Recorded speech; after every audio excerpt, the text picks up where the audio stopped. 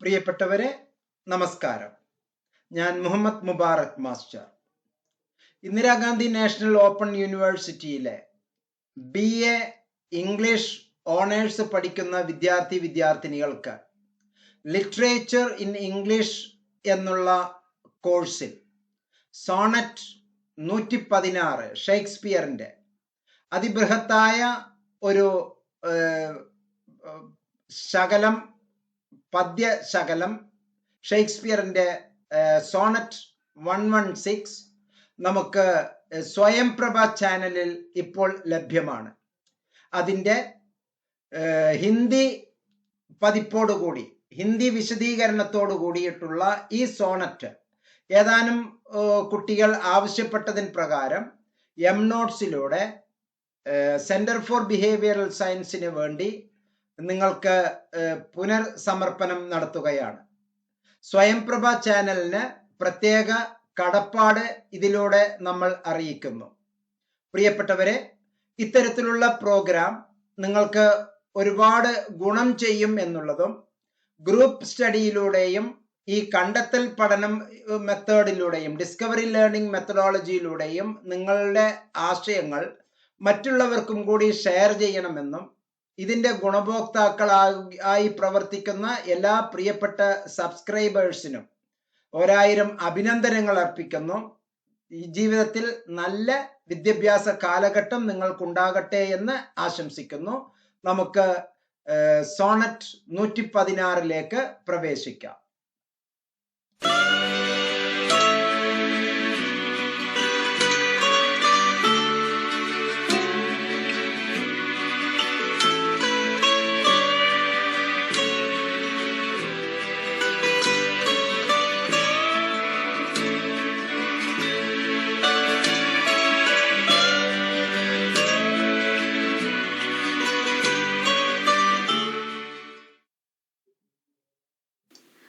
प्रिय छात्रों, आज की क्लास में हम शेक्सपियर की एक बहुत सुप्रसिद्ध सोनेट 116 के बारे में चर्चा करेंगे. इसकी चर्चा करने से पहले हम शेक्सपियर की जीवनी, उनकी बायोग्राफी का थोड़े इम्पोर्टेंट अंश डिस्कस करेंगे. इसी के साथ हम लोग सोनेट किसे कहते हैं, सोनेट कितने प्रकार की होती है, उसका भी कुछ जानकारी पाएंगे. उसी के साथ हम लोग शेक्सपियर की सोनेट 116 का डिटेल एनालिसिस देखेंगे. शेक्सपियर की जीवनी की इंपॉर्टेंट पॉइंट्स. सबसे पहले शेक्सपियर एक बहुत ही सुप्रसिद्ध कवि, प्लेराइट, पोएट, एक्टर है. इन्होंने 38 प्लेस लिखा है, 154 सोनेट्स, 2 लॉन्ग पोएम्स एंड कई अन्य प्रकार की छंद एंड लेखन इन्होंने किया है. शेक्सपियर को बार्ड ऑफ एवन या इंग्लैंड के राष्ट्रीय कवि का भी नाम दिया गया है. ये इतने प्रसिद्ध है कि इनके 400 इयर्स का सेलिब्रेशन पूरे विश्व भर बहुत ही धूमधाम से मनाया गया है. आज हम लोग इनके बारे में जानेंगे.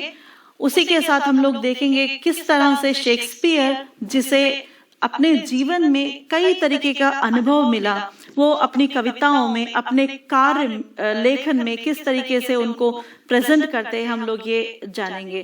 शेक्सपियर 18 वर्ष की आयु में एनी हैथवे से विवाह किए, जबकि इनका actual rigorous productive phase of life रहा है समवेयर 1590 से कहते हैं सब लोग. इसी के साथ हम ये देख सकते हैं कि शेक्सपियर खुद अपने एक्टिंग स्किल्स के लिए भी बहुत पॉपुलर माने जाते हैं. पहले हम लोग सोनेट का डिटेल एक तरीके का हम लोग रीडिंग देखेंगे. Let me not to the marriage of true minds admit impediment.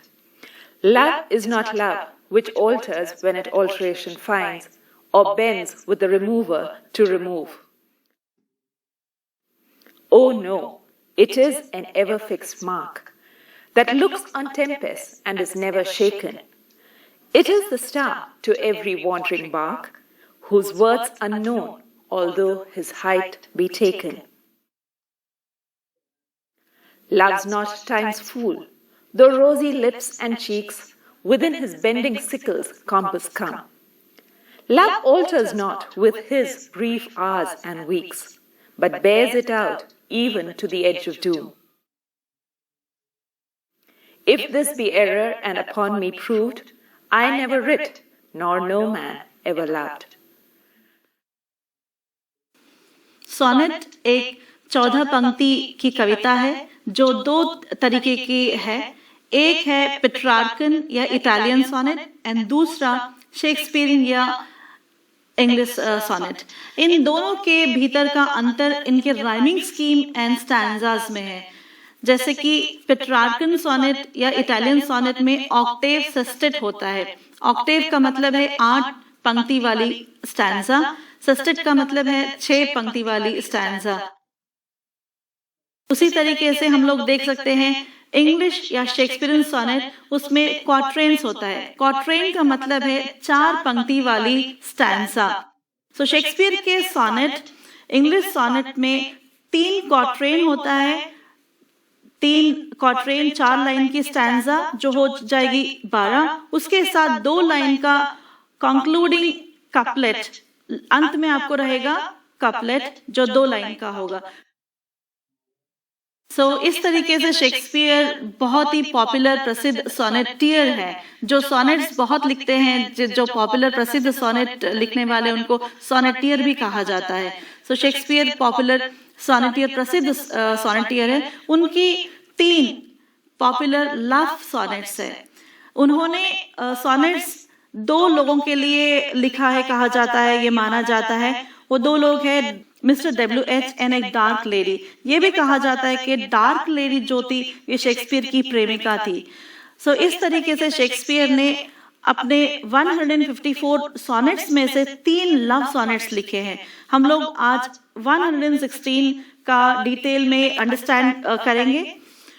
पहले मैं आप सबके लिए एक बार पूरी सोनेट रीड करूंगी, लाइंस फॉलो करिए आप लोग। Let me not to the marriage of true minds admit impediments.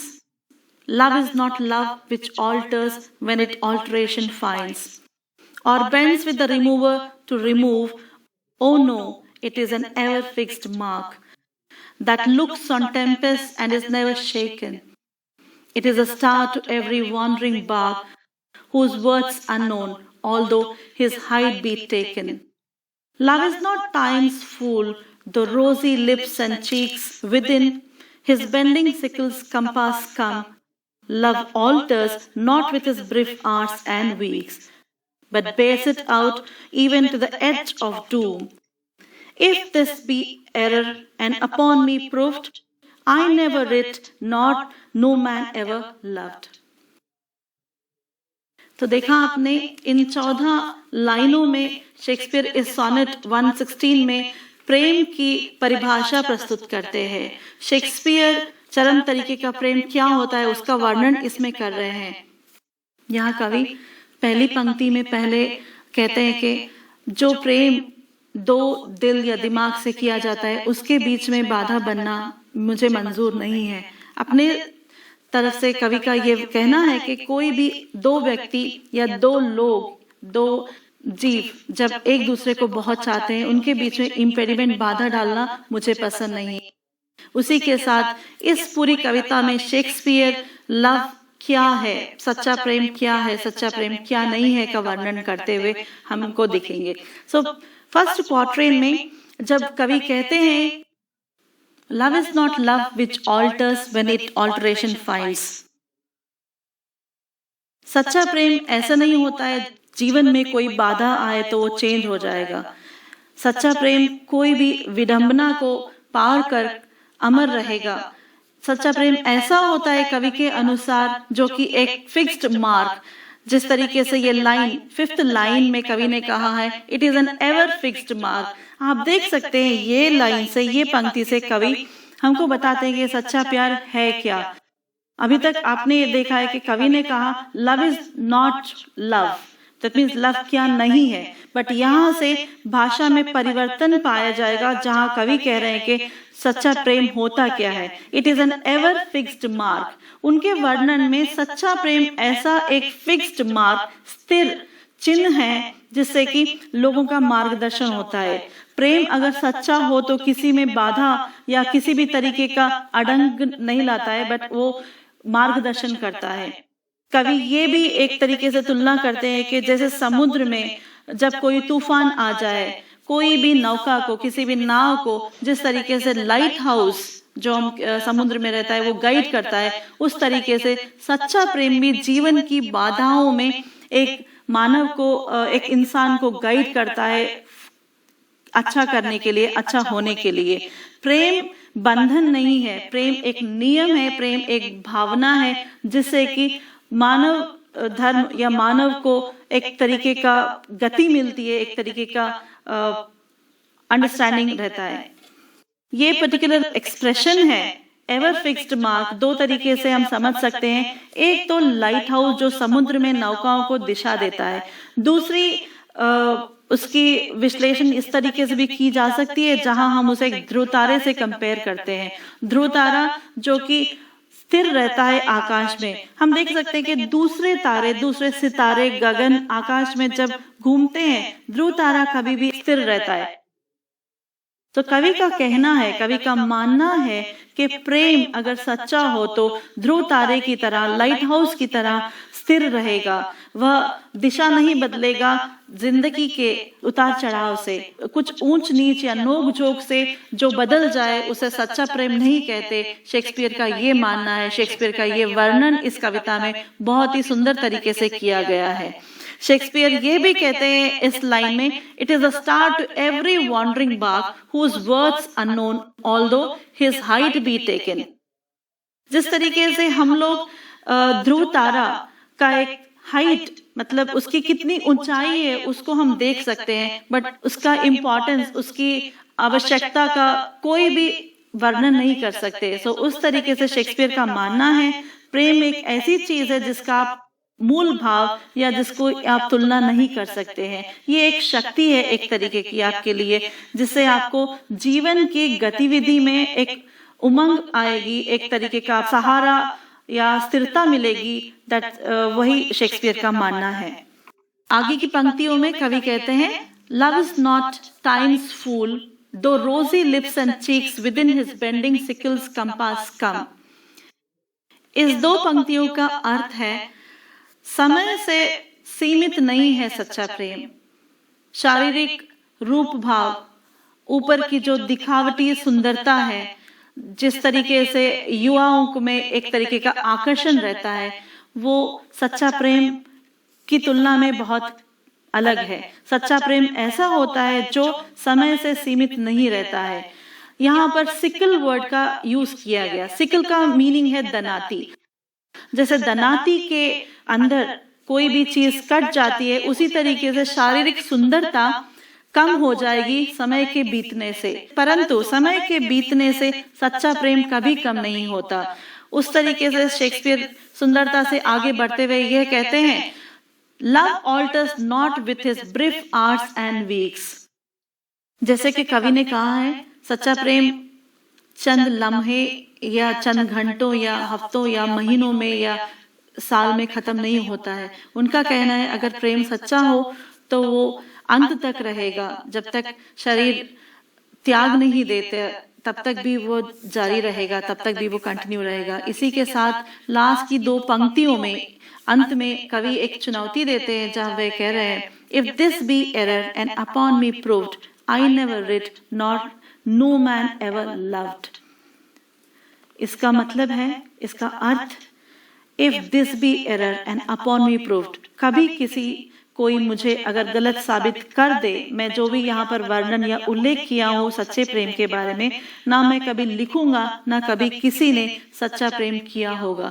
बहुत ही सुंदर तरीका से कवि अंत में चुनौती देते हुए अपनी सोनेट को अंत करते हैं। एक बार पूरी सोनेट रीड करूंगी, लाइंस फॉलो करिए आप लोग। Let me not to the marriage of true minds admit impediment. Love is not love, which alters when it alteration finds, or bends with the remover to remove. Oh no, it is an ever-fixed mark, that looks on tempest and is never shaken. It is the star to every wandering bark, whose words unknown, although his height be taken. Love's not time's fool, though rosy lips and cheeks within his bending sickle's compass come. Love alters not with his brief hours and weeks, but bears it out even to the edge of doom. If this be error and upon me proved, I never writ, nor no man ever loved. Supriya छात्रों, अभी हम इस कविता के कठिन शब्दों का अर्थ समझेंगे।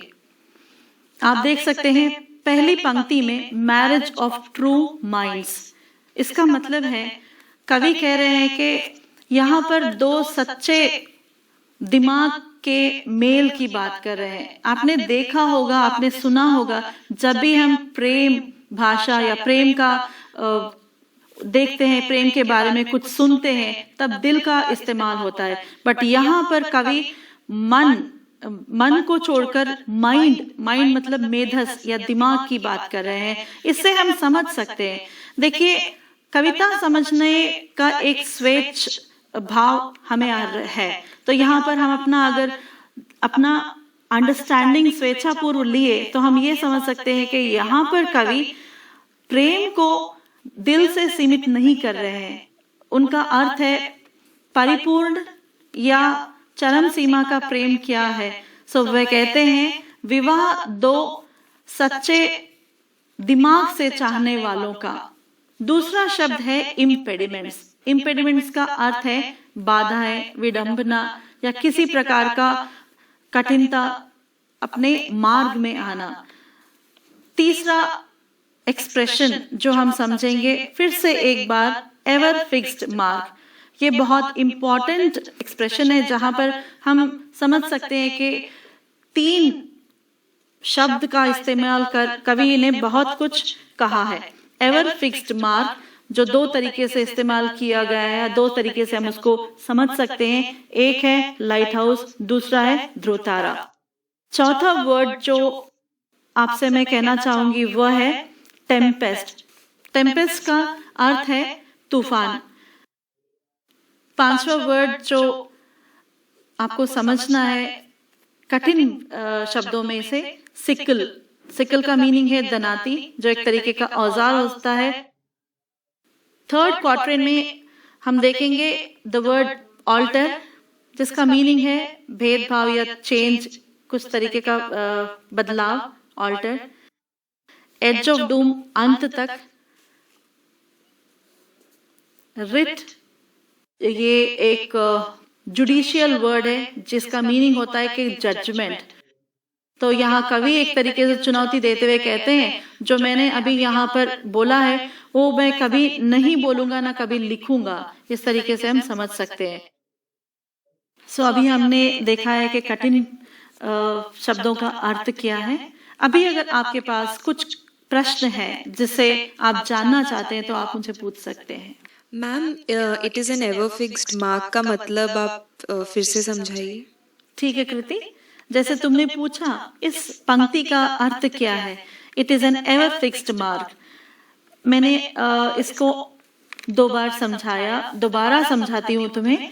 It is an ever fixed mark का अर्थ है कोई चीज जो स्थिर है, जो बदलेगी नहीं, जिसमें बदलाव नहीं आएगा। इसको हम 2 तरीके से समझ सकते हैं, 2 प्रकार से इसका हम समझ सकते हैं। एक है लाइट हाउस जो कि नौकाओं को दिशा बताता है, नौकाओं का मार्गदर्शन करता है। उसी तरीके से ध्रुव तारा जो आकाश में स्थिर रहता है। So ever fixed mark, mark का मीनिंग है चिन्ह, symbol. So ever fixed mark एक चिन्ह है जो 2 तरीके से हम समझेंगे। सोनेट के 2 प्रकार कौन से होते हैं, एक बार दोबारा बता दीजिए। अच्छा प्रश्न किया गौरव। शेक्सपियरन पेट्रार्कन सोनेट का मूल भेद या विभाजन उनके राइमिंग स्कीम में है। राइमिंग स्कीम शेक्सपियर सोनेट में अलग होता है, पेट्रार्कन सोनेट। इसी के साथ आप ये भी कह सकते हैं शेक्सपियरन सोनेट में क्वाट्रेंस होता है जो कि 4 लाइन का स्टैंजाज है। सोनेट में 14 पंक्ति होती है। शेक्सपियरियन सोनेट में 3 क्वार्टेन, लास्ट के 2 पंक्ति कॉपलेट, पेट्रार्कन या इटालियन सोनेट ऑक्टेव, सेस्टेट। तो ये सबसे महत्वपूर्ण भेद है शेक्सपियरियन और पेट्रार्कन सोनेट में। मैम, सोनेट 116 में 116 इस्तेमाल करने की क्या कोई खास वजह है? प्रणाली, शेक्सपियर ने अपनी पोम्स का खुद पब्लिकेशन नहीं किया। ये पब्लिकेशन उनके जो भी पब्लिशर्स थे उन्होंने किया। तब उन्होंने जो भी शेक्सपियर के 154 सोनेट्स थे उसका एक तरीके से नंबरिंग किया था। सो उस नंबर में 116 का कोई ऐसे खास महत्व नहीं है, बस इसका वर्णन नंबर इसको मिला है 116। आप देख सकते हैं दूसरे प्रेम सोनेट्स जो शेक्सपियर के लव सोनेट्स उसका नंबर 43 और कुछ और है। सो इस तरीके से नंबर का कोई खास महत्व नहीं है, लेकिन तुम्हारा प्रश्न बहुत विचारणीय था। जेम्स, तुम बताओ सेस्टेट किसे कहते हैं? मैम, 6 लाइन के स्टैंजा को सेस्टेट कहते हैं। सिनु, सेस्टेट 6 लाइंस के स्टैंजा को कहते हैं। देन ऑक्टेव किसे कहते हैं? मैडम, 8 लाइन का स्टैंजा को ऑक्टेव कहते हैं। कृति, तुम मुझे बताओ क्वार्टेन किस प्रकार के सोनेट में पाए जाते हैं? मैम, क्वार्टेन्स शेक्सपियरियन या इंग्लिश सोनेट में होते हैं। वेरी गुड कृति। प्रिय छात्रों, तो आपने देखा किस तरीके से सोनेट 116 ने शेक्सपियर ने बड़ी सुंदरता से प्रेम का वर्णन किया।